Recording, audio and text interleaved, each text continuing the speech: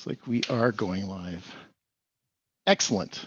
Okay, I see people are still joining us. I just really encourage everyone to put on your video cameras and treat this as a networking event, and be able to really have an opportunity to meet people.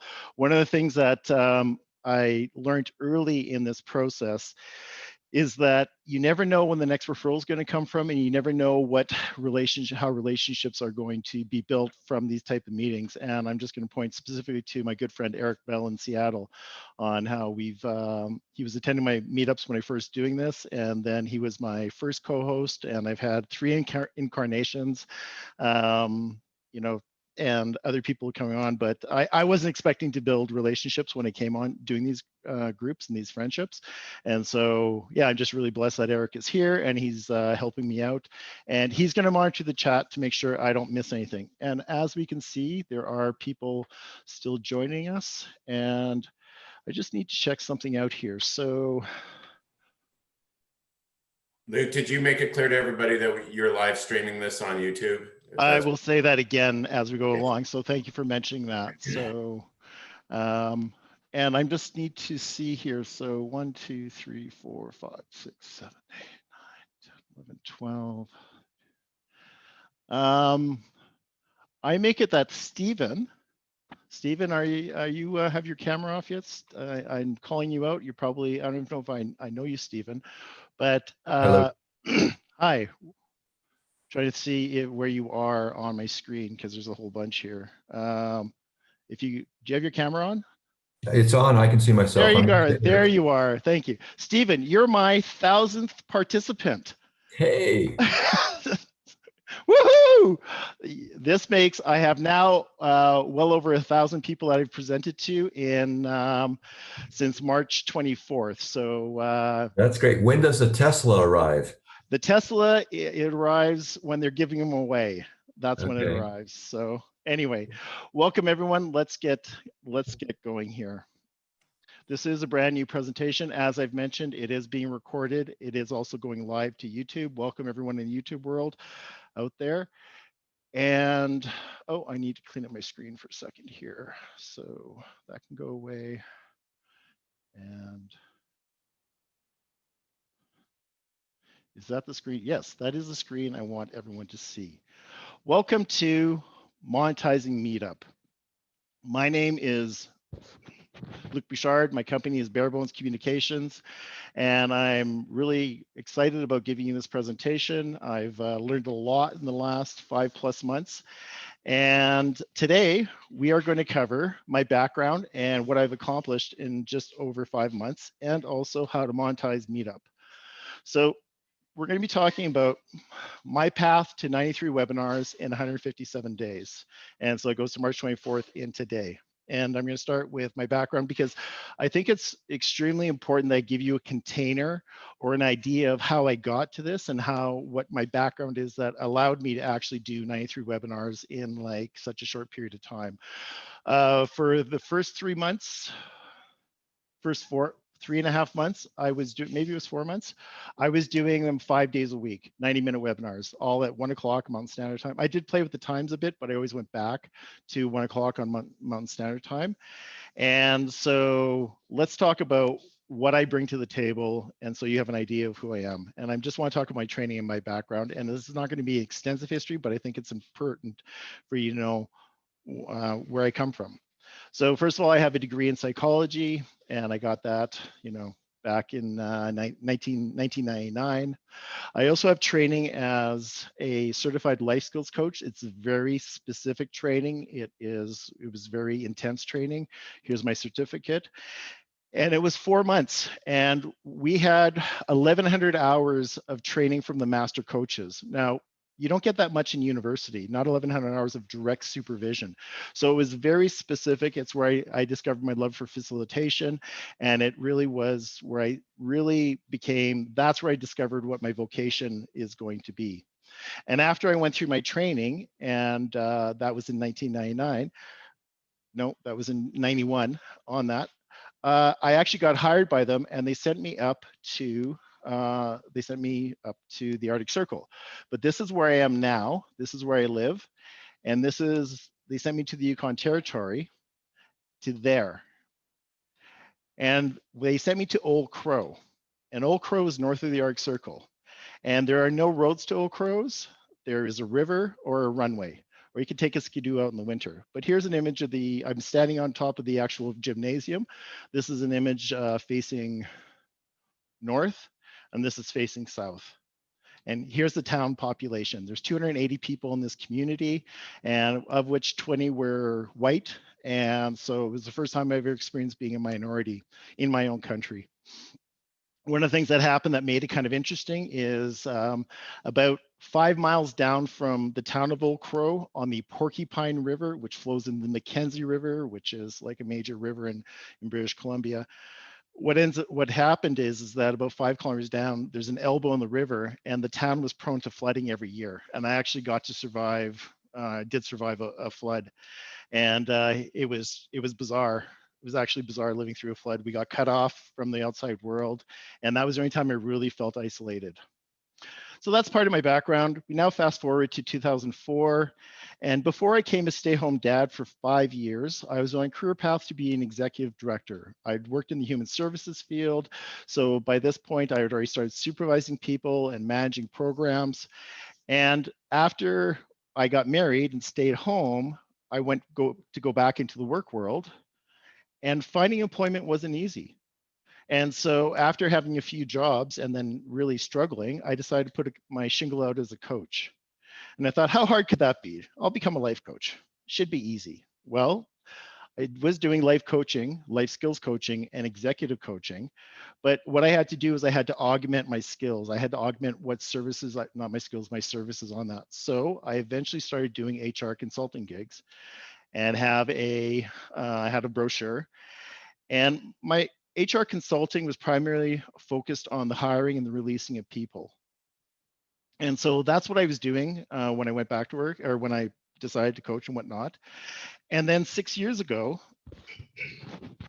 I started shooting video content for my coaching clients, and I quickly became sold on the power of videos. And where that really came home was on this video that to this day still gets 19 hits a day, 17 to 19 hits where people come. And last time I looked, I'm at 44,000 views on this one video. Now that's my biggest video. I haven't had anything else that's really gone viral. That hasn't gone viral, but it really sold me as to how powerful video production is, because from this video alone, I was getting clients from Spain, Portugal, Geneva, New Jersey, Texas. Just from watching this video, people would watch and say, I want to talk to you about that. So that's why I started doing video content. And then a few years ago, I put a course on Udemy. And I'm not sure if you're familiar with Udemy. It's an online marketplace. So what you can do with Udemy is if you place your course on Udemy, they take 50% of whatever you charge. And my course was called Producing High Performance Video Content, the GPS to loyal audiences, 4 essential mechanisms. Huge name, but you want to cram it in there. And this is the back end. And last time I looked, and this is probably 6 weeks ago, I had just short of 11,000 students with an average rating of 4.77 out of 5 on that. So I did that as a way to actually get people to have traction and to actually promote my services. And this course is actually for free, because I did that intentionally. And I would rather have large numbers for free than small numbers for $100, which I only make 50 on. So as I move along, I pivoted from coaching and HR consulting to video production. And then I rebranded, and my company was Bare Bones Video Productions, which you're going to recognize, which is pretty close to Bare Bones Communications. But then I started shooting videos for my clients. I was getting in front of people. I was shooting content. This is a realtor. This is a conference I was at. And my video production all had a specific focus on the message crafting. And the reason why the message crafting is that there is one reason and one reason only anyone has a video for their business, and that is to influence behavior. Like, subscribe, share, download, buy. If no one follows your call to action in your video, Why are you spending all that time and money? So my specialty is in making sure that the call to action is being followed. So I was doing that. I started shooting video content. I was getting far more traction in 1 month as a video producer than I was for the past year as a coach. People would seek me out. It was actually refreshing getting to a point where you would talk to somebody about your service and they would do that crazy thing saying, "Can I have your business card?" Just like, somebody's asked for my business card. It was like one of those things. It was so nice, right? Just like, and Eric, I'm going to trust that if there's anything that I'm missing, you're just going to let me know and interrupt, because we have that kind of ease and use with each other. So I just want to, please, if I'm missing something, let me know if there's something, a question on that. By the way, Luc, I've posted a link to the Udemy course on the chat. Thank you very much on that. So you'll be able to see that. And so it was a game changer when it came to engagement. No one really wants, the people that really need a coach, the people that really want a coach are not the same people that actually really need a coach. And so, yeah, it was just remarkable on how I was getting this traction all of a sudden. So what I was doing to get video clients was getting in front of people. So what I was doing was I was actually delivering content. And this is why I'm telling you all this is that one of the reasons why I could produce so much content and offer over 90 webinars is because I had content written already. And this is why I say that this course, or Meetup is really well suited to content creators and public speakers, because they have that background. Now, if you don't have content, it doesn't mean that you can't do it, but it's all content based, as Meetup is. And the way Meetup's being done right now specifically, and I'll get more into that in a bit. So I started doing presentations, and here are some of the presentations I was doing. I did one at Conical Minolta. I started doing an elevator pitch. And as you can see, this is like June 16, 2018. That's how far back I was going that. Some of you have attended my Have a Kick-Ass Elevator Pitch presentation. It comes from this. I was doing lunch and learns. I was doing presentations for Mentor Up Alberta. They hired me to come and do a presentation. And then what I found was I actually needed to rebrand again, because what I discovered is that bare bones video productions really limits me as to what I can do. So I rebranded to Bare Bones Communications, and it gives me a whole lot more of a world to talk about. Because if I would be doing meetups on bare bones video productions, people would think they're going to be hearing about meetups. I mean, about videos and shooting video content and the like. With bare bones communications, I get a whole lot more of basically directions I can go with that. So what I did was I continued to get in front of people. Now I was still doing the same content I was doing before, but I was augmenting and doing some more content. And my targets at this time were really about what a good year for me would be was a minimum of 12 talks a year. So if I could do once a month, that would be outstanding. And attendees from anywhere from 10 to 20 plus people. So a good year for me would be 12 talks and 140 people.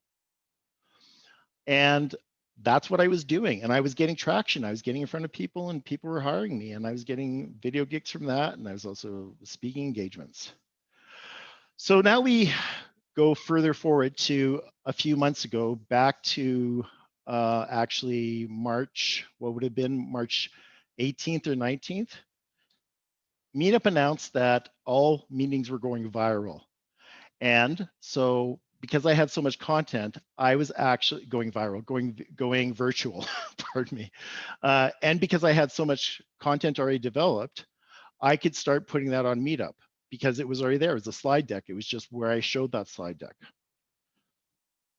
Further to that, I wasn't new to being a Meetup organizer. I had been Meetup organizer in the past and ran some drop-in workshops that I was doing and did that. So I was kind of familiar with the format and what the format basically had to offer. But what I didn't know about was Meetup Pro. And Meetup Pro allows you to set up groups, 20 groups anywhere Meetup has a presence. So once I learned this, I thought, well, this is good because now I can actually start putting out my content. And the intention was always to have one advertise in 20 cities, drive them to one webinar, like I've done with you today. There's people from all over, I'm sure, the United States, some in Canada, I hope. Basically, it's driving to them to that one webinar. And that is the beauty of Meetup Pro, is that you're actually able to use they're vetting people for you. They basically, in some ways, they're arranging the marriage because of how you define your meetup group and how what the participants want to actually attend. That's where the marriage happens. And so it was just a way to actually get in front of people. And if the truth be known, I don't know if I knew what I'd be doing with my time if it wasn't for Meetup. Because I have friends right now that are still not working. They're just kind of like, they're looking for opportunities. But this was such a great chance to actually start getting in front of people. So I started using Meetup to advertise in my 20 different cities. And these are the cities that I'm in right now with Meetup. And this is where I live. So we're just a bit farther north than everyone else. If you're over here, let me put on my video pointer. If you're somewhere over here, we're halfway to Alaska. That's like how north we are. So anyway, in detail, here are the cities that I'm in. And the number that you see beside that is actually my numbers when I last checked. I put these down 3 days ago, so they're not current. These numbers have gone up. But what you're going to see is some discrepancies in the numbers. And what they are is, and I just want to give you an idea of how this works if you're considering doing this. These groups from Edmonton all the way to Dallas, these ones here are the first ones I set up. So I've had more time for them. And what I've been doing with Meetup is I've actually been leveraging numbers to figure out whether or not I should stay in a city. So one of the first cities in this group I opened up was Fort Lauderdale. Fort Lauderdale was getting no traction. And how I determined these cities was, quite frankly, population based. That's the only thing I went on. I went to the largest cities in the United States. I knew which ones in Canada, and I've had a whole bunch of Canadian cities. I've dropped them because they were actually not performing. The membership wasn't growing, and people weren't showing up. And so what I was doing is that I was dropping cities and adding cities to always maintain around that 20 spot, that 20 city mark and whatnot. And these ones down here, Portland, Seattle, and San Francisco, are the ones that I've most recently opened up. But if you look at Columbus compared to these other ones, Columbus is really not doing that well for me. I don't see a lot of action in Columbus. And because, some of these cities actually have, a lot more, double the numbers of them on that. And as a matter of fact, San Francisco and Portland, which has been opened up much less longer than Columbus, is already outperforming. So one of the things I do is that I will change groups up. I will cities that I'm in, and if I'm not getting the traction, I'll drop them and add a new one. So what I've been doing in that time is, and so now I just want to talk about my current suites of webinars, so you know that some of the things, and a lot of you on this call have seen these or have been part of this, but I'm just going to go through them very quick. So what I did was I started with these ones, defining your avatar, your ideal client. And then my webinar my talk on how to developing your elevator pitch, I retitled that and I turned that into 2 webinars. These images have changed over time. So that's the other thing that I do, is I will change the images up to see if I get better traction. And actually I got that idea from Netflix. I'm noticing that Netflix is changing the images of their videos. And I'm actually, ones that I've actually not considered in the past, I'm now considering because there's a different image. So that's something else I would really recommend you do, is change up your images. Don't be static with your images, because people will see it and they'll make a decision, and people will draw upon different things, will attract people for different reasons. So if your meetup is going towards one ethnic group that you're kind of targeting for whatever reason, well, then you'd have some images of that ethnic group, ethnicity in the group, because that's who you're having your meetup for. So these are the ones that I was, some of the ones I was doing. I do have one on ageism, becoming a subject matter experts. This one, I don't know what I'm doing yet, but I will be releasing it because I believe it's good to have a workshop on, or a presentation on, communication. I did this one this week, difficult interview questions. This one I'll probably do next week. I'm not certain though yet. And then I had this one. So these were and right now I'm working with 10 or 11 different webinars that I've developed the content over time. And the other thing I didn't want to do is I didn't want to do all the work. So I started Widen Your Gaze Fridays. And really what Widen Your Gaze Fridays is I bring in other subject matter experts who will have the same philosophies and belief about their presentations that I have. And it's really quite simple this. It's as the title says. We want to go from here to seeing the bigger picture. And in today's webinar is a Widen Your Gaze Friday. I'm premiering it here today, but it's really that idea of showing people the bigger picture. So the topics we've had people speaking on is dealing with imposter syndrome, texting in your favor, principles and practice of masterful leadership.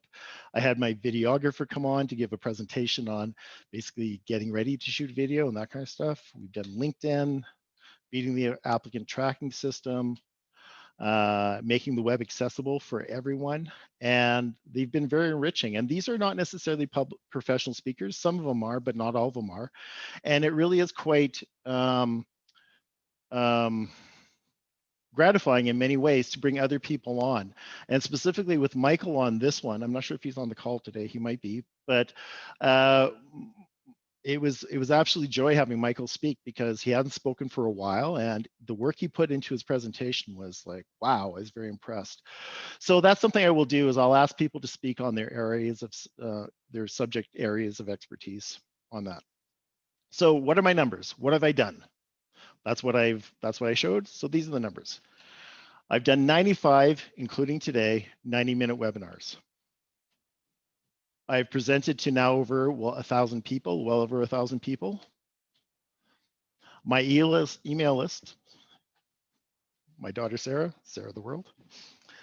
My email list has grown by 584. And I have much greater volume and engagement on LinkedIn, YouTube, and Facebook. So that's my background. That's what I bring. But let's now talk about how do you actually monetize Meetup. So I'm going to be sharing with you right now 4 concepts in 2 categories.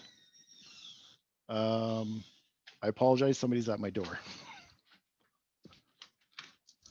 Oh, thank you very much. Okay, bye. My neighbor bringing me produce. Apologize for that. Okay. So I'm going to be presenting really 2 categories and 2 concepts in those actual categories. But before I get into actually the how I set up the Meetup and what I did to get to those numbers, I want to talk a little bit about my approach to presenting content. And I'm all about the bigger picture. I always like to start with how do we, and that's part of your Widen Your Gaze. How do we see that bigger picture? How do we see what's, what's really going on at a glance on that?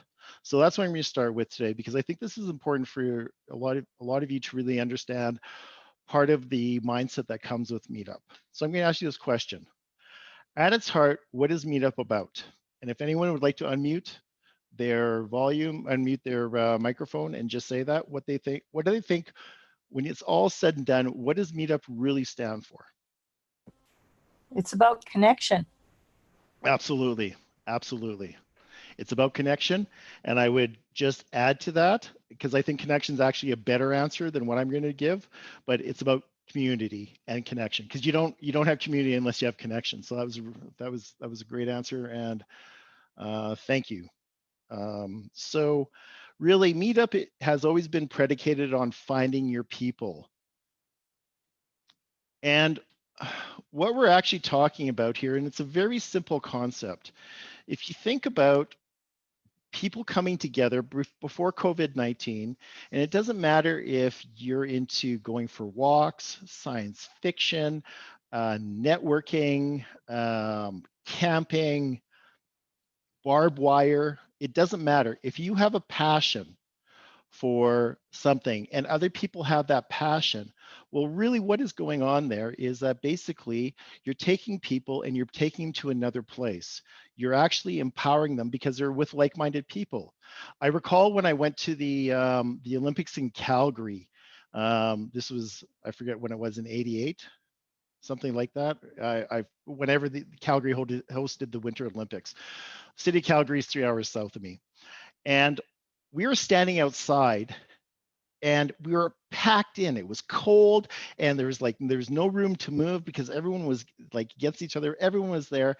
And there was such an element of basically expectation and surprise and potential as to what's going to happen.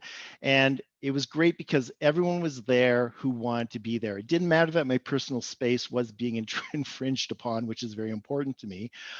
Everyone was there doing the same thing. And when you bring people together for a common goal, what ends up happening is there's a lifting. You take them somewhere else. And really what Meetup is, and what I would recommend if you're wanting to start a Meetup group, is it's a very simple formula. All you have to do is consider, how do you take people from here to here? That's all my meetups are based on, is how do I take people from here to here? Now, I am doing specifically areas on things like looking for work, my executive coaching background, where I'm helping people actually in the workforce, or I'm helping entrepreneurs be better, but I still do the same thing. I'm taking people from here to here. And if you're going to have a meetup, if you want to have a meetup, really that's your formula, is just like, how do you improve people's lives? What do you do with them? How are they going to be better off? So I think for your success to be on Meetup, you really have to have core values that aligns with meetups, or I think you're going to be frustrated.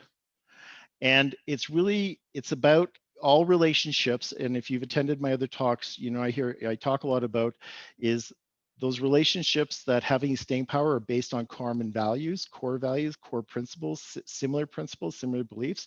Well, Meetup is no different. And if this is about getting in and making some money and getting out, I don't know if it's going to work for you, because that's not what Meetup is predicated on. It's not built on basically making money. It's built on community and connections. So that's the background. I want to now talk about the two parts to monetizing Meetup. So there's the first part is the mindset, and the second part is the strategy. And I didn't think it would be really valuable if I just, did this massive dump of information on people. I just would rather give you, and we only have 90 minutes in total, and I'm not sure if we're going to go for the full 90 minutes, but I'm going to leave room for questions, of course, at the end. But let's talk about what I think is the necessary mindset to actually be successful. And it starts with, how do you define success? And the other thing with mindset you need to look at is on the opposite, is how do you deal with failure?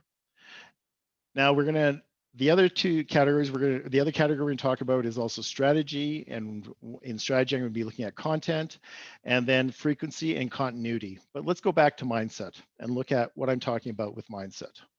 So the first thing with mindset, as I mentioned, is defining success. So if you want to open up a meetup group and you want to be a meetup organizer, are you doing it for fame, fortune, or notoriety? Notoriety. If you're not clear on your intention, and I really am about intention, every time I work with people, it's always starting the intention besides the bigger picture. People are generally frustrated with outcomes because of the fact that they haven't been very clear as to what they consider to be success. So why are you doing this? For me, success was about double or triple digits in my attendees. So if people were coming, I know that I would have success because if people are showing up. So that is how I was actually defining my success in my meetup groups. And I expected that my numbers would just go up. But what quickly happened is I needed to have a reframe, because on week 2, I had 60 people in one of my meetup groups. I was like, 60 people, this is amazing. This is great. It's only going to go up from here. Well, week 4, I was getting on average 10, and week 6, 2 to 6 people. My numbers plummeted greatly. And one of the things with that happened with that is I was trying some things different, and I actually got in my own way. And I'm going to talk about that in a second, about how I didn't help myself. But I went from having these numbers to having these less than stellar numbers. And then it was like, well, what the hell's going on here? And should I be doing this? And am I getting the traction I want? I'm putting all this time and effort. At the beginning, when I was doing my meetup group, like in the first month, there was 12 to 14-hour days to basically continue the machine rolling, to constantly put out content, to keep the meetup going, and to develop new content. Those are very long days, and start building a client base on top of that, because that was also happening by this point. So it was a lot of work. It was a lot of focus. But I was getting much less greater numbers than before, and a lot of negative self-talk started rolling around my head. I started thinking different things. But I noticed something that was happening that really was the biggest reframe for me. And what I realized is that the actual people that were showing up were gatekeepers, influencers, and decision makers. And I quickly realized that 1 or 2 gatekeepers, decision makers, and influencers was far better than double or triple digits, because I was actually having almost one-to-one sessions with these people. I had 2 guys show up on one call. They happened to work for the same company. They were brothers. You had the owner of the company, the president, and his brother there in the meetup. And it was like I was having an individual session with them. And I closed them. Not that time, but I closed them. They hired me to do some work with them. And then that eventually worked into a 2-year contract where I get paid, a set amount every month, regardless if I work them or not. It's under a SaaS model, software as a system. So basically, it's a subscription model. And with that particular client in Texas, we're working together. He signed a contract to the end of 2021. And this is what was happening is that I was getting people of quality. And then I realized I don't care if I get 60 people again.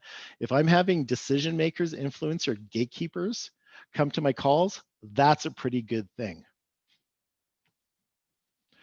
And this is when I started selling packages, when I shifted my mindset.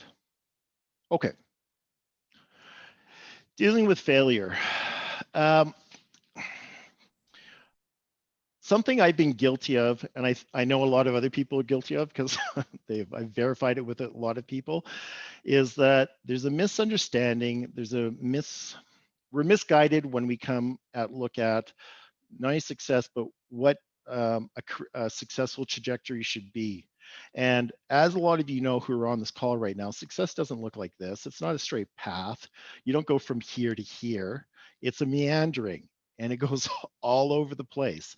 And there's times when we make mistakes, and sometimes when we hit it, we luck out and things fast track us. But it's not a straight path. And failure is part of this path that you're on, because you don't know what you don't know. And when you don't know what you don't know, how can you not fail? And giving yourself permission to make mistakes is really helpful, because of the 1,000 things, of the 10,000 things that you do right in a day, there's enough people out there to point out when you haven't done one of them right. So you have to be okay with failure, because it's going to eat you up. And there's a point where you need to know when to let things go. So I'm going to give you examples of 2 ways that I consider that were failures that that didn't help me, that got in my way. And the first one was with putting bots on my website. So I'm going to stop sharing now and just tell the story. So conventional marketing wisdom is that you want to brand people as best you can. And one of the ways you brand people is drive them to your website and have them actually go to your website, sign up for their services on your website. If you have a landing page on your website, basically drive traffic to your website for your branding, to eventually do what? Get their email address. That's why we do it. We want the email address. So you drive traffic. And when I was doing Meetup at this point, I was unaware of one very important fact, and that is Meetup has a plugin that connects you to MailChimp. It's already in there. And if you're not a MailChimp user, then that might be a bit of an issue. But Meetup already collects your email addresses. And this is with Meetup Pro. This is not as a Meetup Organizer, with Meetup Pro. So they collect your email addresses, and you've probably seen it whenever you sign up for somebody's groups. They will say the organizer will get your email address. That's the opt-in. That's where the opt-in happens. So what I was doing is I was writing up the description, and I was saying, if to register for this course, go to my website. They go to my website, and then there was all these bots that they had to go through because I thought it would be better engagement. And guess when my attendance started dropping off? Right around this time when I had these implemented. And it was like, WTF, what's like, this should be going up. I should be having better, right? I didn't know about the MailChimp plugin at that point. It was just like, why is this not working? And then I had a guy in Vancouver give me a gift, and his name was Kenny. And Kenny said, Luc, you're not helping yourself with these bots. It makes you look Mickey Mouse and unprofessional, and you're a much higher level than that. He had actually attended many of my webinars, and it was like, quite frankly, it was like, just like, how? Well, that hurt. But it was the reframe I needed, because it was starting me really thinking about the fact that was that actually effective? And the piss off for this is it was $1,100 lesson.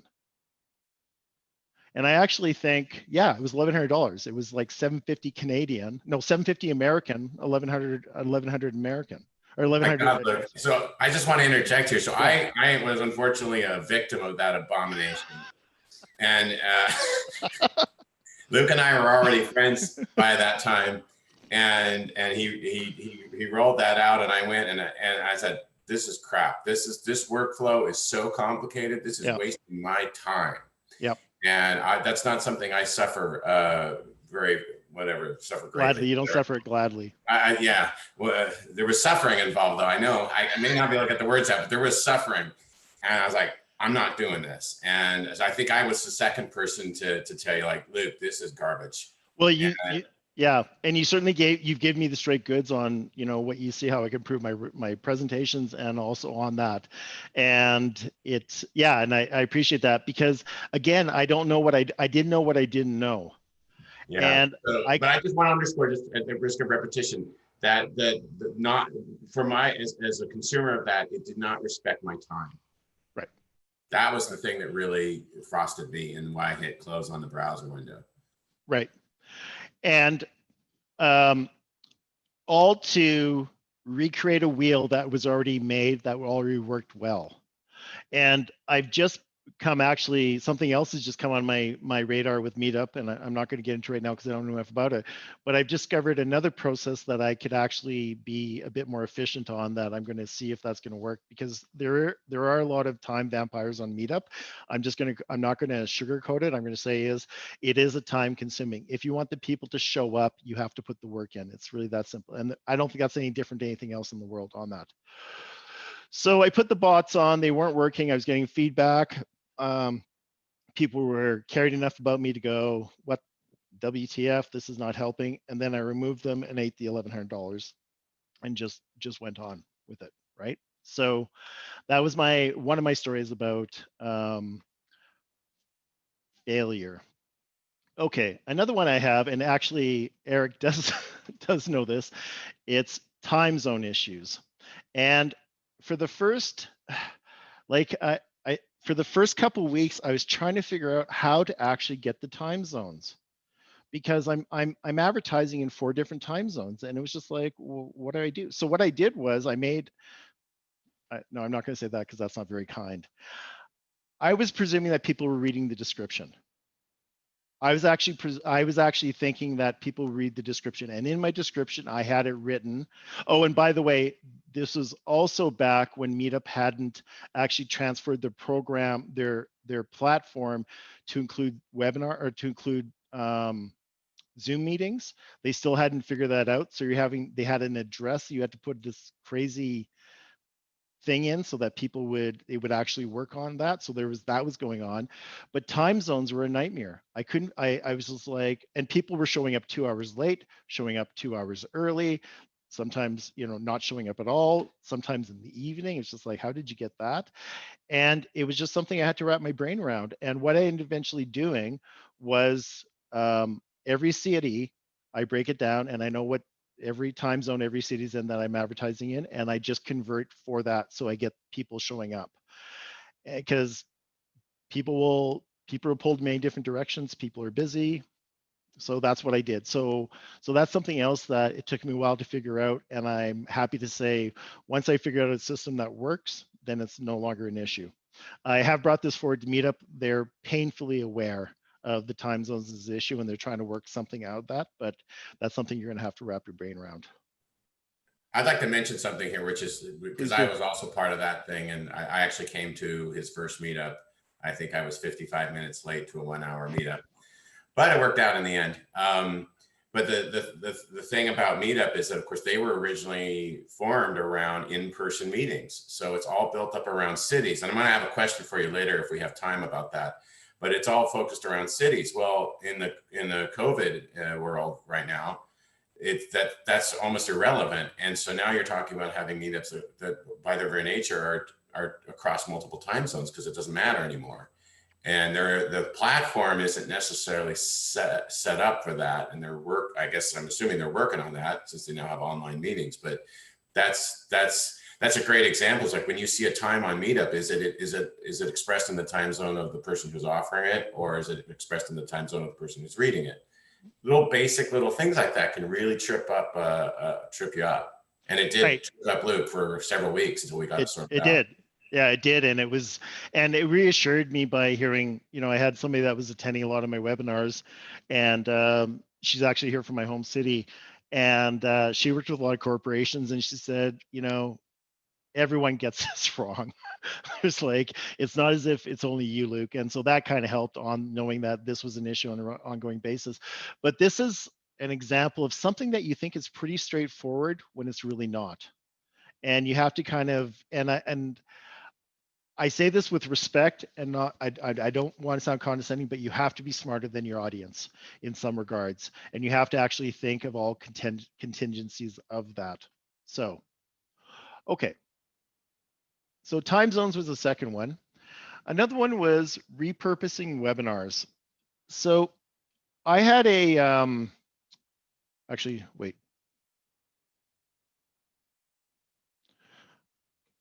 I was offering this webinar for quite a while. I didn't introduce it right away, but Hacking Glass Ceiling, getting that next interview. And something kind of curious happened with this webinar.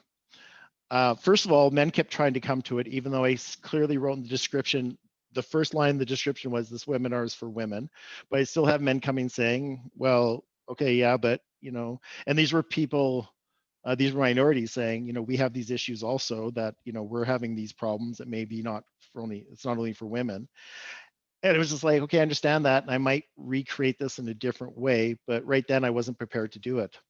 And then a friend and colleague calls me up one day and asks me specifically about hacking the glass ceiling. Her name is Deborah. And Deborah is in her mid-60s. And she was really coming from a place of care and concern. That was her point of entry. And it was just like, so, because what I did was I sent her the description and asked if she would promote it for me. So what she told me is she said that, yeah, I promoted it. And I need to tell you the response I got from half the women. And the response I got from half the women, or no, first of all, she says to me, are you getting any traction with this? Are any women showing up?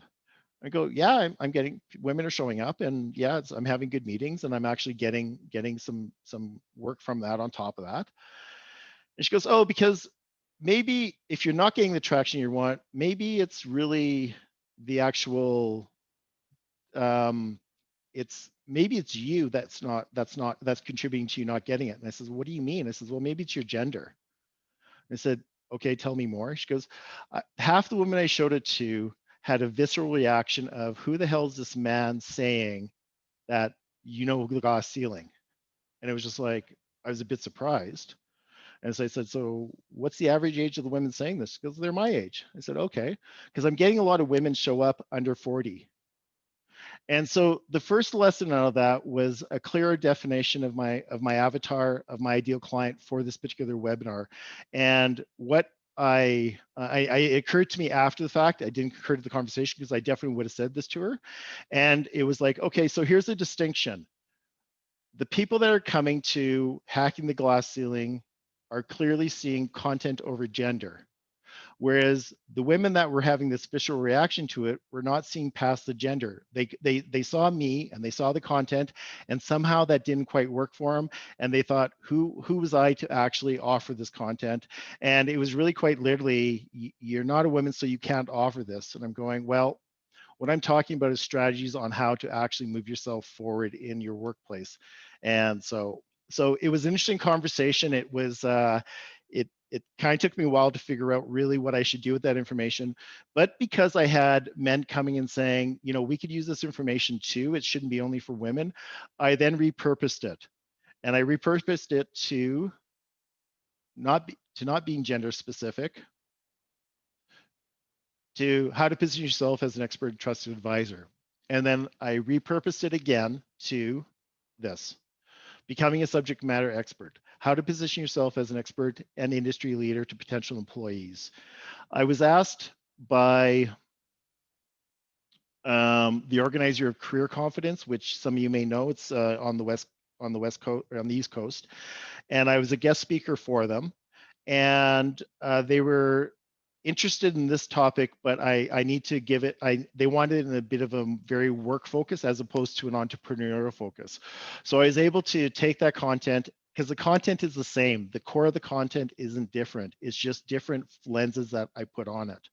So I repurposed it and came up with this, and that's what I've been running with ever since. So my point to this is that you might have content that you think is good. You might have content that is working, but you might need to repurpose it, or you might need to take it and change it up, because somehow it just might work better under different audiences. And sorry, we're just gonna mute.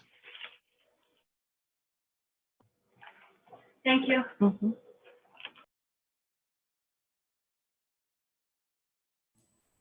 I took care of it.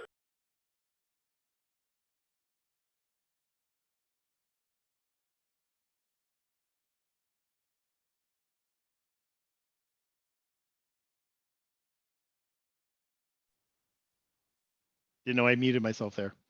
Do not be afraid to take your content and actually repurpose it. If it's solid content, there's no reason why you can't change it.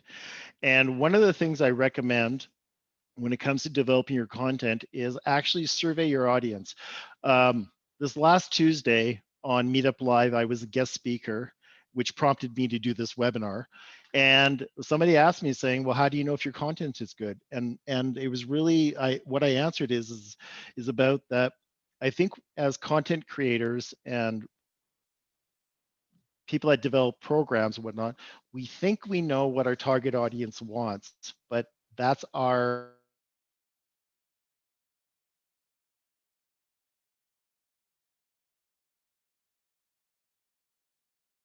presumption. Sometimes we have to actually ask them. And so, you could do a Survey Monkey. If you have an email list, you can send that actually out to them and say, I want to do a webinar on flower arrangement. Not me. Let's say I'm a florist. I want to do a webinar on flower arrangement. What do you know about flower arrangement? Because in my mind, what I'm thinking they're going to want to know about flower arrangement is about the strategic placing of baby breath and how these things together and all the colors and the jar, vase you put on and that kind of stuff. That's what I assume is a webinar on flower arrangement. But if I survey my audience and they say, we want to know where the flowers are ethically sourced from, well, that wasn't on my radar. And if I get 4 or 5 people saying, yeah, we'd like to know that basically where we pick flowers from is not going to be child labor, well, then I would change my webinar, my talk. So ask your audience, if you can, what they want to hear about your area of expertise. And there is a guru out there, Jeff Walker, who does product seed launches and whatnot. And what Jeff Walker actually says is do not develop your content until you find out what people want, because you're going to you need to survey them. You need to find out.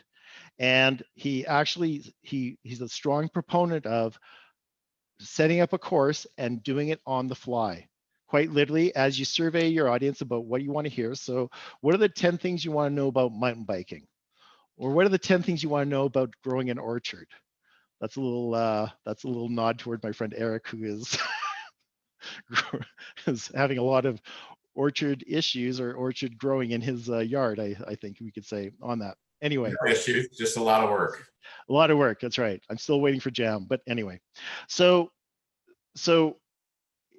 we ask our audience what we think we ask our audience what they want, and that's your best way to find out what your content should be about. That's one way you can do it.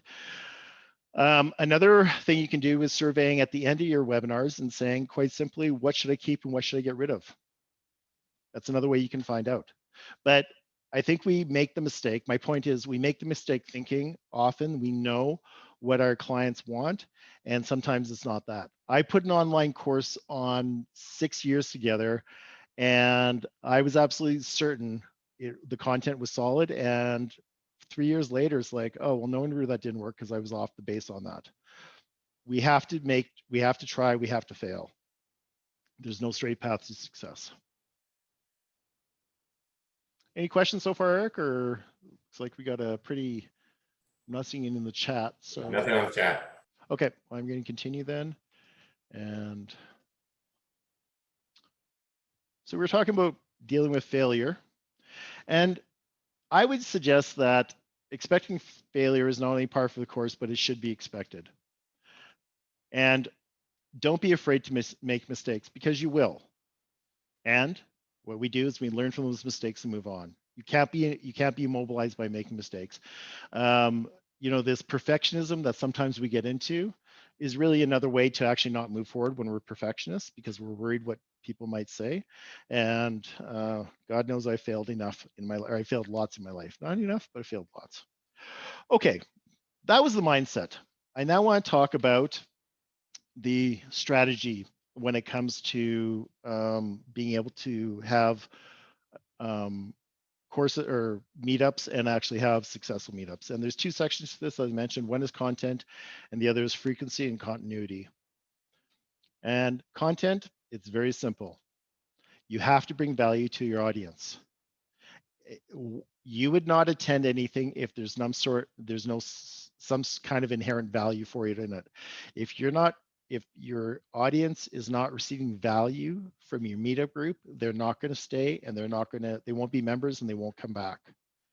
So the question I would have you ask yourself is, how will they be better off by attending your group?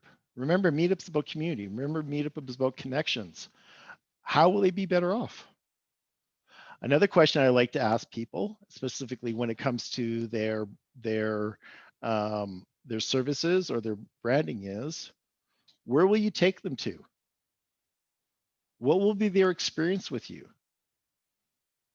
Another question I like to ask to try and help people wrap their brain around it is, what do you want them to say about your meetup to other people? How are they going to describe it? And when we think of things like, what do you want them to say, or where do you take where do you take them to, or things like that? Basically, what we can do with that is to say, I want them to have great, meaningful connections. That's what I want for them to have in my meetup group, is they felt they had good connections with other people. Well, then you reverse engineer and say, well, how do you do that? What does great connections look like? How do you facilitate that? What do you need to do? What kind of event would bring people together and have great connections? your major takeaway is another thing that is really look at is what are they going to take away with it. But also here's one I talk about quite a bit, and that is what is your brand promise? And your brand promise is really about what people are going to see from your marketing and go, oh, that's what I'm going to get out of that. So in my meetup, this was my brand promise: professional development, pure and simple. It was just like, and you've seen this if you've gone to my meetups, you're going to see that that's on my actual my group page, and then I have different images in my individual in the meetup. It has this, and then in the groups it has different images on that. But this is my brand promise: professional development, and this keeps my focus. This keeps my compass on north as to what my content's going to be. So when I ask people to do professional development, or so when I ask people to come be my speakers, it's always about what is the professional development they're bringing, or how are you leading people better off, because widen your gaze again is about this bigger picture. So my brand promise is professional development. When people visit your group, they should have a clear understanding about how you're going to bring values to their lives. It should be obvious. They shouldn't have to figure it out. And so this is why your content is so important. And really, what you're doing in your meetup is you either have to educate, entertain, or provide them with knowledge and experience that is relevant to your target audience. So this takes me to, actually, I'll just finish these 2 points here. So said differently, you have to bring value to the world. So the question I really would have, another question I'd really have you focus on and look at is, pardon me, not only your brand promise where you take to people, but you have to have a clear understanding of who you serve in your meetup. And I say the word serve on purpose, deliberately, because you're putting a lot of time and effort into this. But ideally, who do you want to show up? And this is where I think a lot of people don't have clarity, not only in their business or their what they do for work, especially if they're entrepreneurs, but that clarity as to who your client is, who you actually serving, and doing some drilling down on that. And I would really encourage you to really put some thought into who exactly it is that you want to show up.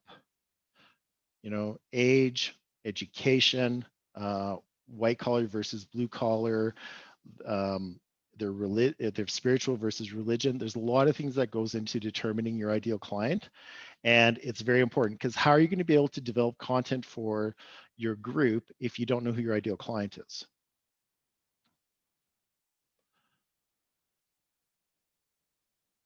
So as I said, you want to bring value to the world. And I'd like to give you a bit of an odd example of value in the world. And I just have to set this up here. So just give me 1 second. Okay.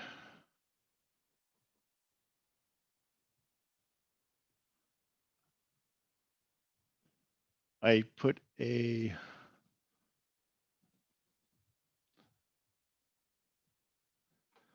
problem of doing this, setting us up right before you go into it is sometimes you forget things. So just give me a second here.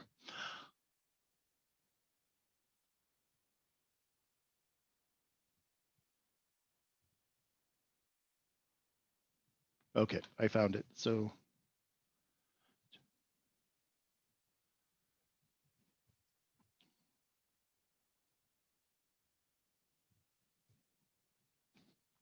okay.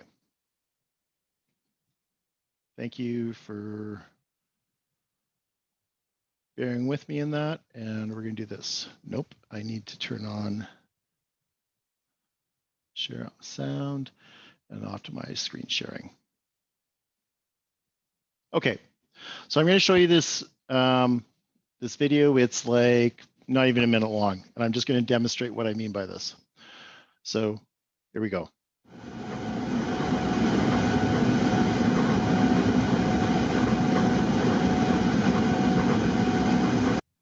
So a little backstory would probably be helpful on this. And first part of it is that it's not that I watch a lot of videos on trains, but it was something that's another YouTuber actually suggested. And so I started watching them. I didn't know this is out there, that there's all these videos on trains, like literally a video camera of the front of the train. So as I was watching them, I was starting to see different YouTubers do different things with their information. And that's why I want to talk about the value for this. So now that I've set that up, we'll continue watching.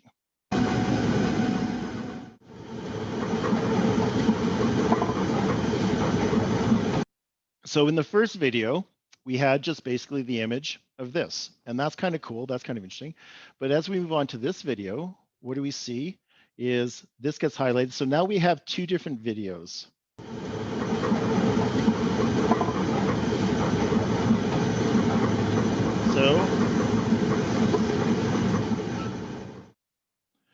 And now we have this one where you actually see the speed posted and the actual speed of the train.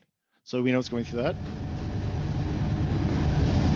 And another variation is that we have the speed and other things on that. So more and more detail.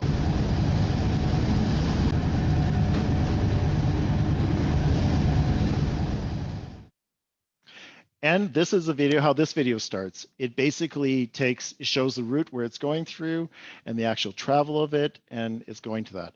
So what we have here is we have a progression of value being offered. Now, this may not be of interest to you, but the one I actually spent quite a bit of time searching for was, there was one of a train. So you saw out the front of the cab, and then you had another image of actually where that was traveling through the country at the same time. And that was incredible because you could actually see when it's going through cities, when it's going through is the map on top of it.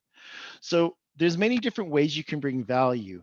One is you can just basically offer your information or do what your group is, but how do you bring that additional value? What sets you apart?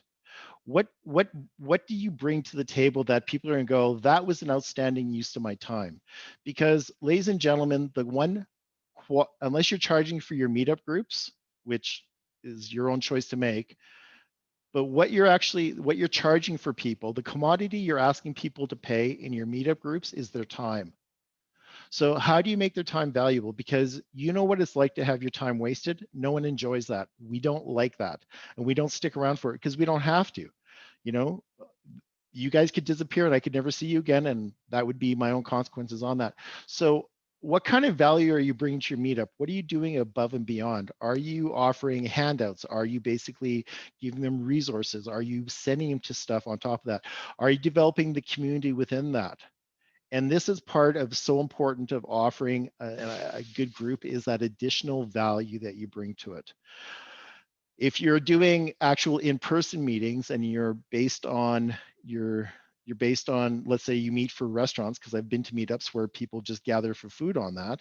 You know, it's one thing just go to a restaurant. It's another thing to actually have a theme per month, or have different, different type of restaurants you're going to, or mixing it up on that. So I just really encourage you to look at how you bring value to people's lives, because if they don't feel the value, they're not going to stay. Okay. Nope.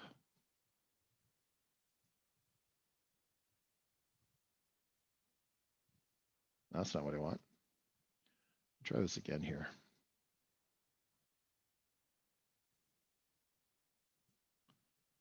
Still don't want to see that. Hold on here, folks. Let me figure out why this is not disappearing on me here. Ah, okay. One must be smarter than the PowerPoint deck. Okay.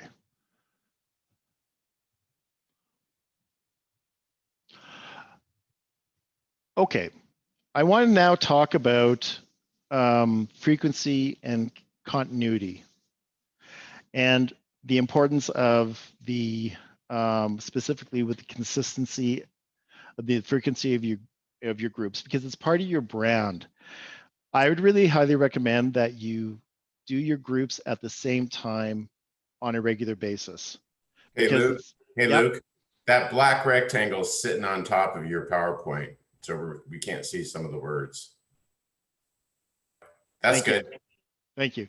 That's the actual participants box that's opened up And you guys can't see it, but I didn't know it ever did that. Thank you, Eric. That's why I have him. That's why I pay him the big bucks. Okay, so your consistency is actually part of your brand. It's who you are. It's what you come to know. And just think about this in terms of, let's say, if there's somebody that you like their meetup group, but they're inconsistent with whenever they announce their groups, eventually you just kind of go, okay, well, they're going to get to it when they're going to get to it. But if you know something's always going to happen, like the third Tuesday of the month, or the third Thursday, or whatever it is, then actually people start trusting you because they know you are a known entity. I had a guy that sought me out. He was from Denver. He was a business analyst, or no, he was doesn't matter what he was. He's pretty high up in the business, and he ran a group for financial advisors, and he saw my meetup group, and the first thing he said is, I'm very impressed as to how consistently you put out your content, specifically for the time. He goes, that's very smart on your part. We always know it's at 1 o'clock Mountain Standard Time. So part of your frequency is what people come to expect from you. And that's why we hear this in many different platforms, such as YouTube, Facebook, Instagram, is always release your content at the same time. And I think it's far better if you can only make a 2-week commitment or a 1-month commitment to doing your group, as opposed to doing it, 3 weeks, once every 3 weeks, or 3 times a month versus 6 times a month versus 1 time a month. Consistency is really important, and it's king.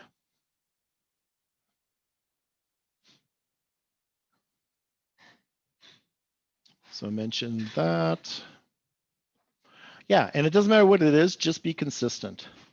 And my meetups were 1 o'clock business days. For the longest time, they were 5 days a week. I was doing defining your avatar on Mondays, have a kick-ass elevator pitch part 1 on Tuesdays, part 2 on Wednesdays, part 3 was, I forget what 3 was. I think that's when I was doing hacking glass ceiling or a variation on that. And then Fridays was widen your gaze. And so, yeah, it's really important to do that. And it gives that consistency so people can know what they can expect from you. Here's the next thing that I think is probably one of the biggest issues people face when it comes to actually doing their meetup, and that is the importance of the continuity between your image and your copy. And of course, copy is just your description. That's just another word for that. And I think it starts with, we're visually orientated. And so your image that you use is extremely important when it comes to your meetup, because people are visual. We see things first visually and then we read. It's especially when there's an image. And if you think of how Meetup is set up, you see the title, you click on the group, and then you see the image. So you have your copy, whatever you're calling your group, which has to be enticing, and then they click on that, then they go to actually see the image, and then they see description. And the imagery is really important. I spend so much time on my imagery and my messaging on that. And the last one you all saw was Monetizing Meetup. And there is no, there's a reason why I put $100 bills here, because it was just like, we're making money. That's what it is. So really what you want is, you want the image to capture the essence of your group.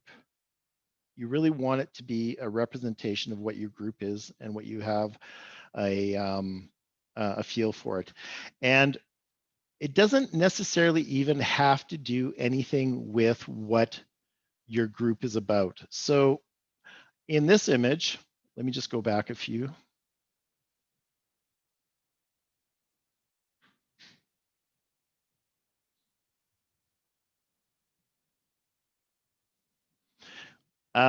In this image, I chose this image because it's clean, it's soothing, and it's basically, the suggestion is that as you're a trusted advisor, life gets a lot easier. It kind of calms you down on that type of thing. This image of a tree has nothing to do with that as being something with being a trusted advisor or an expert, but it's that marriage on that.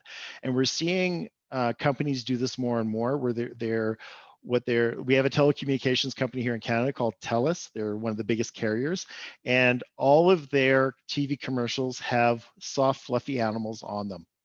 Nothing to do with holding phones, nothing to do with cell phones, nothing to do with internet. They just have, they've done things with hippopotamuses, monkeys, goats, you name it. And it has nothing to do with telecommunications, but that's what they do. It's the image of that wants to be attracting and bring people in. People want to they want to feel good about your image. It has to tell them something on that. Let me go back to my original, the slide I was on.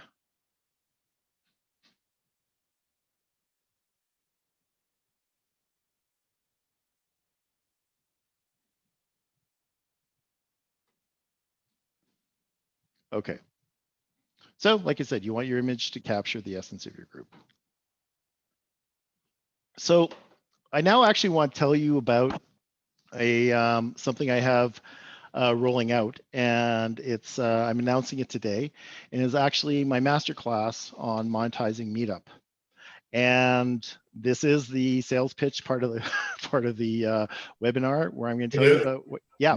Luc, sorry to interrupt you, but there is a question on the chat about what you were just talking about, the images. Let's hear it. Are the images you were talking about the topic image or the Meetup banner image? I'm talking the topic image. The topic image. Okay. The Meetup banner image is where I put my branding in on professional development. And the other thing is I'm also leveraging them over 20 cities, so I need to have continuity with that and some consistency with that. But it's the banner image is what your brand promise is, and the individual images, such as monetizing Meetup, is what the subject image is for that. Okay. Thank you for asking that. I always like the questions. So I have a masterclass that I am basically offering, and here are the details about it. It's 5 classes over 5 Wednesdays. You get 10 hours in total, so 2 hours a class. They are starting on September 9th to October 2nd. I am limiting it to 10 participants, so everyone has some time. And in each class, 2 participants are going to be highlighting their group for content and continuity. So we're going to be using the group process to actually help everyone out and get feedback from other people about what they're seeing and whether it works or not. And I think there's a lot of merit in having a lot of people do that. So the benefits of taking this class is, if you want to have a presence on Meetup on that, is that at the end of the 10 hours, you will walk away with a clear understanding of how to leverage Meetup's reach in 20 cities and drive traffic to a single webinar or to a single meeting. If you want to do webinars, but to a single meeting.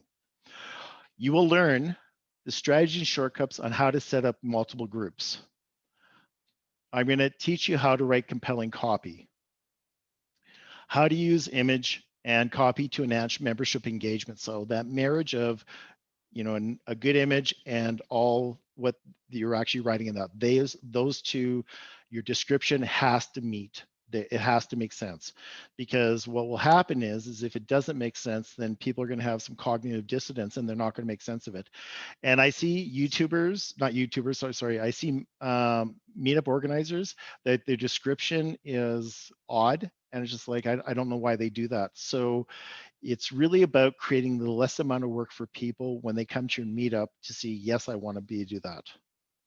I will talk to you about how to deal with the dreaded time zone confusion, the do's and don'ts of running a Meetup, and how to keep your members coming back, the fastest, the most efficient way to obtain immediate traction. And that's something I discovered, and that about how do you basically get people to keep coming, to show up in the first place and then continue to come on that, but how do you gain that traction? The other thing that's been a pleasant surprise for me is that I'm actually being asked to speak on different platforms, and I'll teach you how to actually get that. And if you've been to my webinars already, you know how I do that. And you've already seen me in action with that. I'm going to talk to you about how to sell on Meetup and how to build low following and grow your email list, and then how to sell to that email list after. here's something that I discovered that a lot of Meetup users don't know that they don't do. I don't know if they know how to do that. And that is how to embed a video in your group discussion. So my question is, just to show a hand of people that I can see, do people know I'm talking about where to see the video? Have you guys noticed that on my description? You've noticed that? Okay, on that. Yeah. So basically it's in my description. In the description of your Meetup, you actually have a way of embedding a video in there. And I found it haphazardly.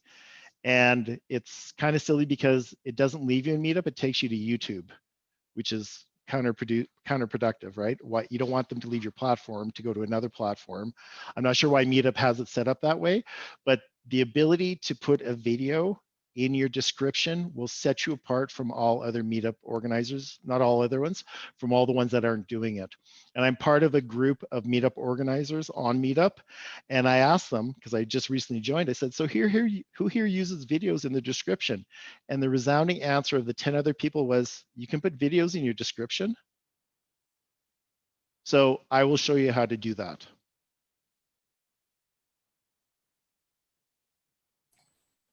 That's interesting, Luke, because that's one of been your constant refrains throughout all this. Is the importance of moving to video and incorporating video into your marketing efforts.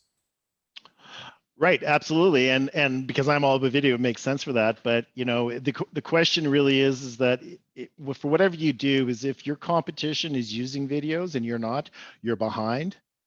And if you are using videos, then you're leading edge on that. Videos, what was the stat I heard? By 2 years ago, Cisco Systems predicted that by 2020, 85% of the content consumed on the internet's going to be video. And probably even more now because we're all, we're in COVID-19 world. Okay, so I talked about that, how to time vampires, traction, video. So something about my background is that when it comes to my hourly rate, I bill out at $275. And if people want me for 10 hours, because they will buy 10 hours of my time, my current rate right now is $2,500. When it comes to monitoring the Meetup Masterclass, actually what I'm charging is $497, but it gets better. That's actually Canadian. So that converts to $387 US. But, and I'm sticking to this only for today. This is a deal I'm giving because I'm introducing this offer to you guys. So if you want to be part of this, basically you have to act on it today, because tomorrow it goes up to $497 US. So Eric, if you'd put in the link, the tag to the landing page, so that's where people will sign up, and that's where there'll be some more details on it. That's so, the link to the MailChimp yeah, link? That's the one, if you would please, yeah. I put that up a few minutes ago. Okay, thank you very much. So that is the link if you're interested in doing that. If you want the reduced price for today only, the Canadian price, and get another $130 off of that, this is the time to sign up for that. And in the future, it's going to be back to the $550 or $497 or higher, because this is the first time I'm offering it. Depending on the response, it may go up in the future. So thank you so much for your time, and I will take questions now. Or comments or anything. I have a question, Luke. So Meetup, I didn't realize this when I first started participating in it. I didn't realize that it actually costs money to organize a group. Mm-hmm. And can you talk a little bit about the pricing on Meetup and Meetup Pro and how you've dealt with that? Because I know you had some issues with the overall expense rolling out to multiple cities. Yeah, I'm actually really reluctant to give a price because for a couple of reasons. They keep changing it, so I don't know what the current thing is. And so when I signed on to Meetup Pro, they actually had the first month complimentary. And then the pricing at the time was, and again, I don't know if this has changed. And so the pricing went to, it was $35 a meetup. $35 a group times 20. So that pushes $700. And when that was coming, and that's in US dollars. And so that actually converted at the time to close to $1,000 a month on that. They actually then gave me a second month free, and then they basically, through a communication with them, I got a deal with them, and I'm not at liberty to share that because I don't know what they do with that. So the last thing I heard is that it's $35 per group in US dollars. And I don't know if they change that. But the other thing that's going on with Meetup is they're also recognizing that their format has to change because, you know, if your group is not getting traction, people aren't going to pay for that. So that's something you have to set up with them and talk to them about that. And there's also the exchange rate because they charge in US dollars. So then there's a Canadian rate on that. So I'm not 100% certain. I see that on their, I checked out their website earlier, and they still do have a trial run for Meetup Pro. Right. And they're very opaque about the pricing. Well, maybe they're not. It's like like $35. That's per month, right? Per group per month. Per group per month on that, yeah. So if you're trying to roll out in multiple cities, it really adds up. It can add up very quickly on that, and that's why you have to have, you know, part of the other thing too is that the problem that people make with Meetup is that they'll start a group, but as soon as you start the group, that's when you start paying. But if you don't have all your ducks in a row, which is what I want to teach in my monitoring the master class, is how to actually not have those penalties come in. Not penalties, they're not penalties. How to not pay when you're actually not up and running. And there are things that I think Meetup could do better when it comes to, there's some crazy making. I don't know what to say other than that I will teach you how to get around that. One of the things that Meetup doesn't, I don't know why they do this. They'll give you fields to fill out, and some of those fields, they'll tell you how many characters you have, and others you won't. So when it comes to your description, they'll say you have 4,000 characters. Then it comes to give us your bio, they don't tell you that. So you write up a short bio, you put it in, and then it's just like you only have 250 characters. Well, now I'm having to and if they had said it's 250 characters, I would have wrote 250 characters, but having to do that. Something else that's kind of opaque or obscure with them is the size of their pictures, and it took me a long time to figure out how to actually implement a picture to get it to the right size, and so I can put it in there without having to do it, because sometimes it was too big, it was too small, all that kind of stuff. So I see. So yeah, so I would go to Meetup and talk to them about that. But if you're really seriously considering do that, that's why I'm thinking it's, you know, really important that you have all your ducks in a row and everything taken care of so that you can start actually start converting right away. The other thing that Meetup does, which is again a bit crazy making, is I'm not sure if people here have set up a Meetup. So you go to Meetup, you become a Meetup organizer, that's all fine.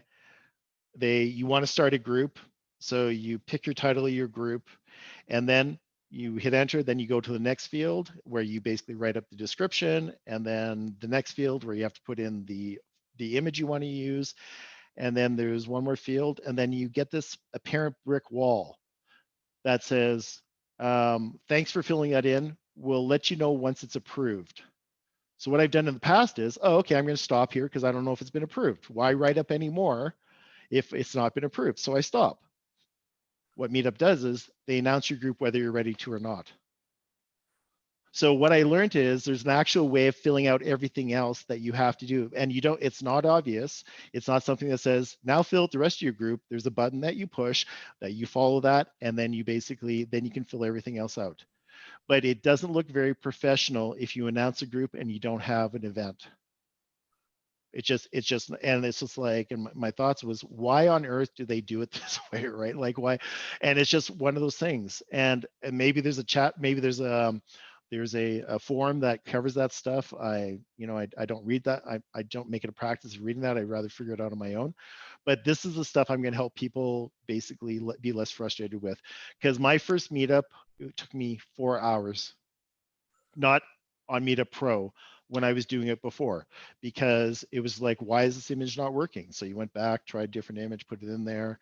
Why is this title not working? Why is my description not taking? All this stuff on that.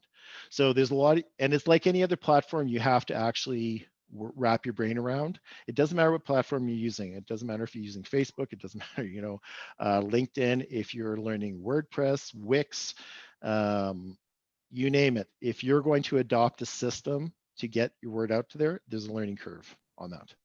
Hey, Luke, there are a couple questions in the chat if you want to refer to it. There's one from Daisy and one from Lou.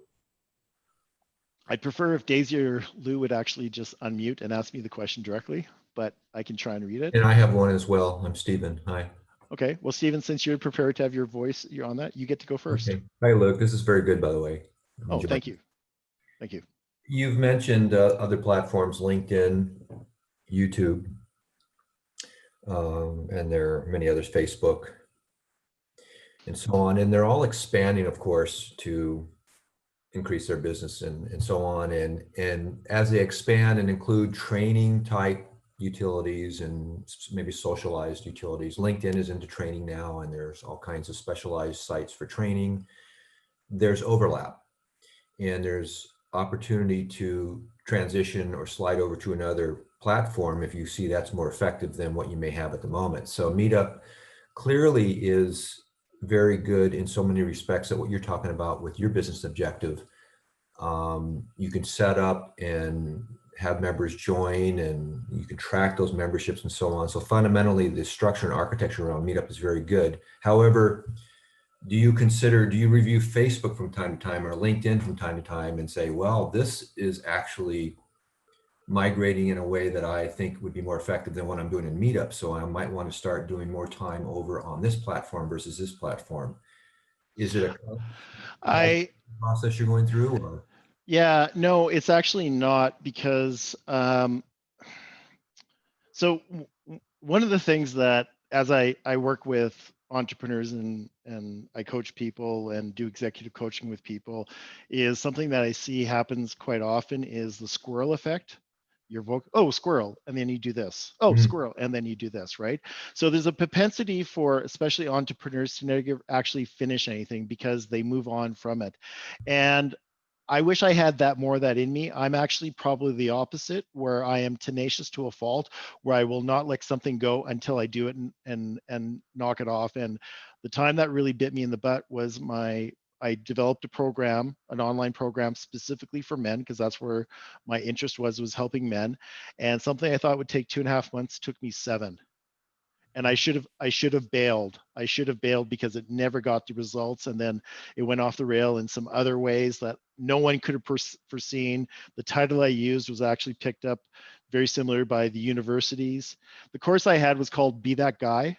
And it was about how to be a guy that attracts women, because really what I was trying to do is teach men how to be more emotionally intelligent so they would be better with women and be better fathers.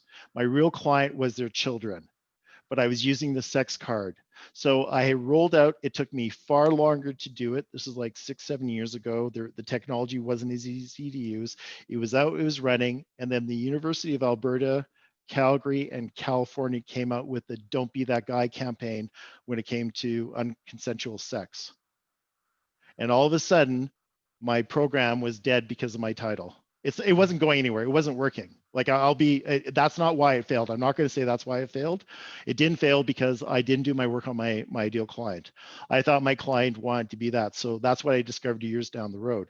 But what it was is like, I never knew that there was going to be this campaign about Don't Be That Guy, and there was just too much overlap. So stuff like this happens also on top of that. So to answer your question in a long roundabout way, what I do is I don't use Facebook because I'll admit it, I don't get it. I've never understood Facebook. It has no attraction to me. And my problem isn't that I'm apathetic about Facebook. My problem is that I'm apathetic about my apathy. I don't care. So I have a hard time to actually get behind a platform that doesn't resonate with me. I also have a learning disability, and reading is not easy for me. I actually had my whole degree paid for because my learning disability is severe enough that I need to take a lighter course load. So when it comes to reading, I don't like what I read, I'm very specific on, and going through Facebook posts and reading people's stuff, I don't care. So that's why I don't consider it for that, because it doesn't resonate with me. The platforms I use that I'm heavily entrenched in is YouTube first and foremost, then LinkedIn and Instagram, but I don't do it anymore because again, I wasn't getting the traction.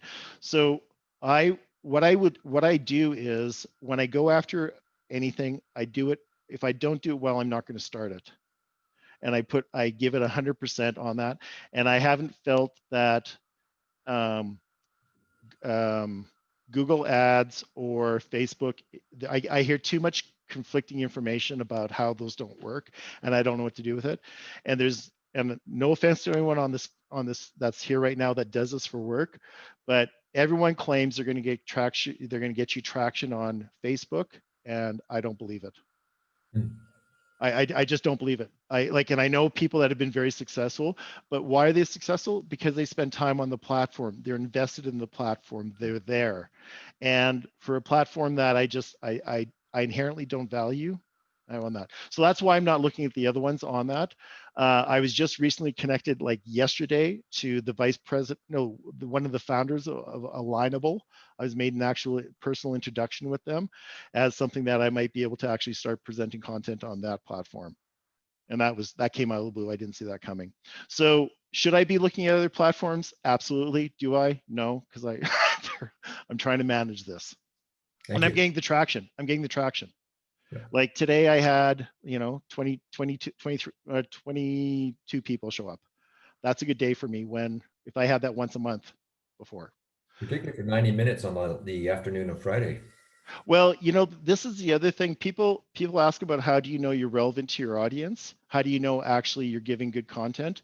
And what my immediate answer was when this is on my Meetup Live where I was a guest speaker, I have virtually no drop-off rate. We started at 23 people. Right now we're at 20. 3 people have gone.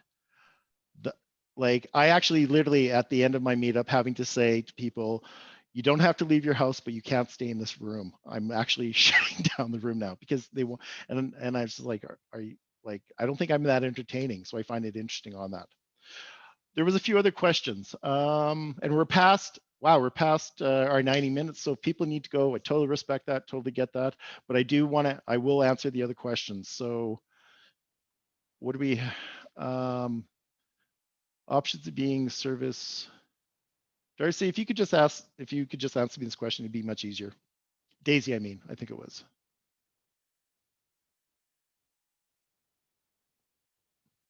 Okay, I will make a painful reading out loud. Can you please clarify what the options for being of service to your group? Are there any earlier slides which you...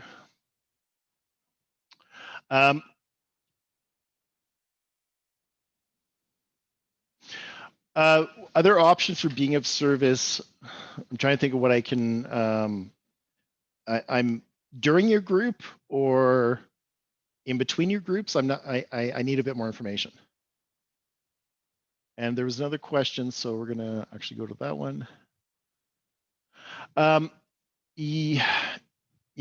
Eventbrite, I don't know enough about Eventbrite. I don't know if Eventbrite's bigger in the United States than it is in Canada. It might be. I'm not sure if the platform's the same on that. So the whole thing that people have told me, my client in Maine, what she said was with her using Eventbrite is they still expect you to promote it within. And part of the benefit of Meetup is they're actually using their reach from everyone that has come to them. So they're marrying you on that. So I'm not sure about Eventbrite. I haven't. This is Lou. You've just read my message. Okay. I just wanted to say I advertise through Eventbrite and Meetup, and I'm starting to think I'm going to leave Meetup because the benefits of Meetup is that you get a following of people, like you said, that if you have regular events, they will attend.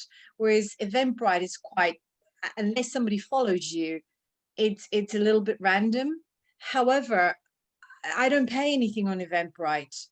It's free of charge, whereas Meetup is, and also Meetup, there's a lot of issues. I mean, I could probably write a page of issues that I've had using the platform. So this is why I was asking, is there any other platform like Meetup that is free to use? Because I just find it very expensive and it's not really cost effective. For me anyway, I don't find it cost effective. Right. And it is, Meetup is they're acknowledging, some of the stuff like when you So what is it in Philadelphia? Half the links work for the people and half of them don't. And so these are some of their issues and whatnot. It's their platform. And I haven't discovered other ones. I just know that this is actually working for me on that. So I would, and you're finding your Meetup is actually, Eventbrite is, do they do any advertising for you, or they expect people to bring you to their platform? Well, no, they do the advertising per se, but you've still got to be able to plug your own content. But I don't do that. I just advertise on Eventbrite, and because I'm regularly running events, I'm having people following me, so they tend to come along on many events, and then they bring other people with them. So Eventbrite takes a while to take off, but for me, it's now paying off because I'm getting a lot of people interested in the content. So, Right. And do you have your list, your email list is, do you find that helps? Like, are you getting yes, traffic from that? Okay, so yes. are you comfortable to share how big your list is, or is that putting you on the spot? Well, I've only been going for 3 months, so I've got about 1,000 people on the list. But bearing in mind, and this is the problem with a lot of these places, you can have a lot of people signing up, but not everybody attends. It's Right. you get a lot of people on the mailing list. There are 1,000 people over 3 months is not a lot, but bearing in mind, a lot of people RSVP and they say they want to attend, and they don't. Yeah. So, Yeah. that's another issue that I'm finding Oh, as it's, well. yeah, I'm running 50% no-show rate for RSVPs, and even on my event for my talk on Meetup Live, like it was 534 people and 186 showed up. It's, if people don't have the accountability, they're not going to do it. They're not going to show up. Daisy, I'm just noticing the time here, so I'm just going to see if I can figure out. Okay. Oh, your microphone's not working. I apologize. Okay, I understand that. So,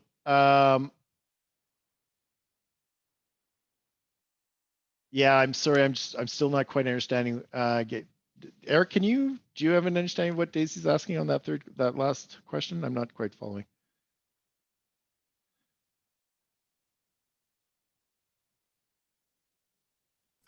I think she's just asking for some broad categories for ways that you can. You were talking about encouraging us to add value on our meetings or provide value. What do you want to, and some broad categories for what that might look like. Okay, so one of the ways is offering like handouts, takeaways for people to have with that. That's something that you add value for that.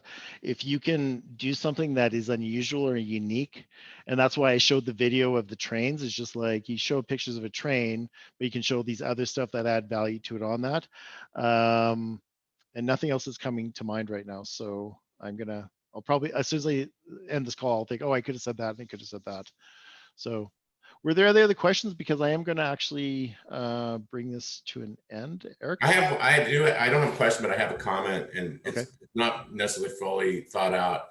But as we're talking about the squirrel effect and the platforms, it's to me, there's a big difference between whether or not, when you're talking about monetizing, are you charging for attendance in the event, or are you using the event as a way to drive business into a funnel as a loss leader, right?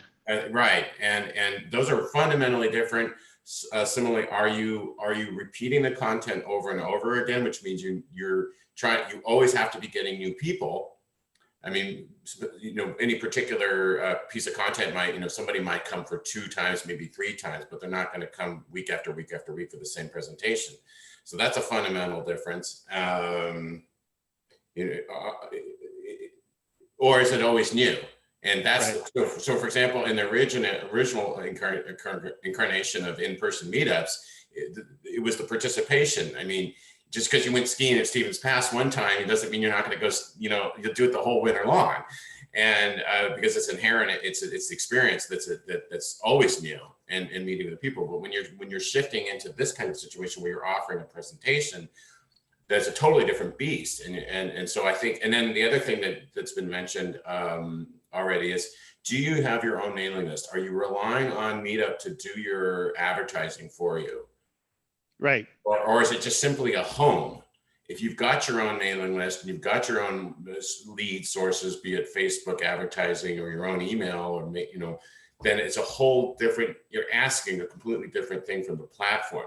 So to be really clear about what this process is And what it can do and what it can truly do for you also on top. And understanding these different components of, finding people, providing a service by which they sign up and register, versus providing a platform, an actual technological platform for, like you're using Meetup to advertise and do the sign up process, but you're using Zoom for the actual delivery of your content. That's right. That's right. Be really clear about what these pieces are doing and how they fit together.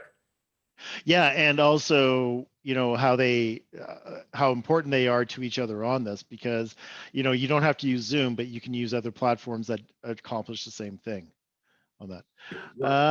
And then do you need two-way communication? Like Zoom gives you two-way communication or not, versus Google Hangouts. And I was on a session yesterday that was a Meetup based thing, but it was on Google, like Google Phone or Google Talk or whatever. And was it Hangouts? I don't think it actually was Hangouts, but the only point I was going to make is at the beginning, I was like, wow, this is like so much microphone noise. Nobody's turning off their microphones. But then we were all tech people, so everybody just did it. Like, I don't think anybody had to mute it once people figured it out. And then later on, it was really nice to have that two-way feedback. And I did something that you challenged us to do, Luc. I forced myself to turn my video camera. I was in a zone. This is a group that I wasn't totally comfortable with it, because it's something I'm trying to get into, not something I've already done. And I forced myself, number one, to turn my video camera on and actually be there. And I was like one of two other people that weren't presenters that did that. And then I forced myself to ask a question. And they said, if you want to ask a question, you got to do it with your mic. So a lot of the stuff that you've been talking about early on in the first month that we were working together, it's like you was right there in my brain. So I see Brody's got a comment. Yeah. Go ahead, Bro. Hi again. Hi again. I was wondering, do you have meetups next week? Well, you said you would have meetups next week, but I don't see them. Yeah, and so one of the things that I'm there's this, and I don't think it's only me on this, but you find you start doing things that you create systems and you kind of get stuck to them, or that's what you depend upon. And I mentioned there was this other group I attended where there's these other Meetup organizers that were part of it and whatnot. And we were talking, one of the person I was presenting was talking about the features on Meetup Pro, as a matter of fact. And she goes, oh, I use the templates here. And I'm going, I've never looked at that. Never actually. And so that is actually something, how you announce meetups in a different way. But the reason why you haven't seen them is because I needed to get through this today before I could focus on next week, because I was working on this last moment. So ideally, I'm hoping I will have my meetups 2 weeks. I need to hire someone. Anyone here looking to become a virtual assistant? Like I need to actually offload this on someone because of these reasons at all. So they are coming. They just haven't been announced yet, Brody, and thank you for your patience. Sure. Let's wrap this up. Yeah, okay. Thank you very much. Okay, on that note, I'm going to just say I appreciate you all being here and giving me your time, and I hope I served. And as I say, you don't have to leave your house, but you can't stay in this room. And I'm going to ask everyone to leave because I just want to do a debrief with Eric really quickly here. So thank you, Luc. You're very welcome. And I hope to see you in other webinars. Thank you. Okay, bye.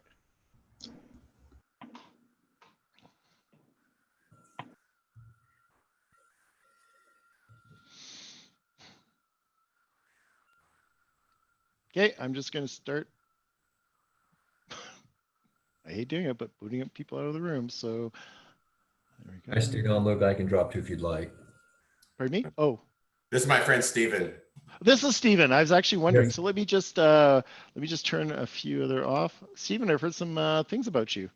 So and they've been good. That's scary, but that's okay. To have this Canadian that knows that you have a reputation. Thank you for your participation in that. That was helpful. Yeah, it's very good. Appreciate your time on that, putting it together. It's good. Right on. So, Stephen, what? Tell me about your industry. What do you do? What do I do? Eric and I are researching ways to work with IoT, Internet of Things. And we're looking at core technologies primarily around the Microsoft ecosystem, because there's a lot of reasons that we can optimize our use of that. We're familiar with it and we're local to Microsoft. So we are looking at products as we develop our education and our sort of our lab environment, so we can pursue products more quickly by having things prepared. And we are also looking at technologies such as what you're talking about to get our message out. So this was very good because we're considering ways to use social media, things like Meetup and YouTube and so on, to take some of the things we're doing and maybe repackage them in an educational format. Maybe create YouTube videos on everything we did to go from device to the cloud and all the things in between. So we could create potentially 20 hours of content on what we've done or what we will complete in the next couple of months, and put it on YouTube and put our company name in the background and have a series of half-hour labs that are incremental and go from start to finish, from device to cloud. So. Okay, very cool. When Eric and I were, was this last week, we were talking about Eric, there was, what was the term I'd never heard before? I asked Eric, you had said about, it wasn't machine learning, it was internet learning? No. Oh, all Internet of Things. IoT, that's what IoT, yeah. Yes. IoT. Internet of Things. IoT. My dyslexia came in thing. I was putting the O first. I'm going, where's the O in that? Like literally that's what just happened there. I'm going, the Internet of Things, right? Okay. Devices into the internet instead of just people. Right. Okay. So I think of yeah. My client in Texas does artificial intelligence, and what he constantly reminds, not constantly, but what he will say every now and again is what people think artificial intelligence is and what it is two different things. And I'm wondering if that's what you guys run into some of your thing about, basically how much do you have to educate your potential clients for the features and the benefits of your product? Depending on the sophistication of the client, you might have to spend a little bit of time with them, but yeah, it's basically adding devices for a particular purpose to the internet, and then using it remotely, being able to control it and use the data from it remotely, make good business decisions based on it. Got it. Eric, something I was going to actually mention when we talked last week that I'm just bringing now, there's a guy I know that's a part of a startup, and what they do is they have sensors on trucks, like we're talking long haul trucks. And the sensors are to verify how much time the truck driver spends at each station on checking it. That's a good example. That kind of signs like something like that. Is that something? Or you want to put a camera in that room to make sure no one touches your piano. And if they do, you get a notification on your phone, and you can that kind of stuff. Them to a speaker and say, "Get away from my piano." Right. The key here is that we're used to thinking of the internet as a way that people interact with either other people or with with computers, and IoT is about computers interacting with computers. So at that level, I mean, it's at that level, just simply described that way, it's not exactly revolutionary because network computer systems have been around, but it's easier to get on the network now, to get devices on the network now. Right. But also, and Stephen and I were on this webinar that I mentioned earlier, just yesterday, about 5G technologies and how that's going to be a technology enabler, because we're talking about the ability to have much higher speeds over cellular connections with much broader land coverage and a lot more connections per square mile to the system. And the prediction is, I don't remember the numbers and it doesn't matter, but the prediction is that the number of machines that are connected to the internet is going to explode and dwarf the number of people that are connected to the internet. Oh, really? Yeah, like That makes sense. That makes sense, especially if you have a lot of sensors within a house. Two people. So, in a house. and so really, I mean, and on that level, IoT in and of itself isn't, it's like, it's kind of boring to say what it is, but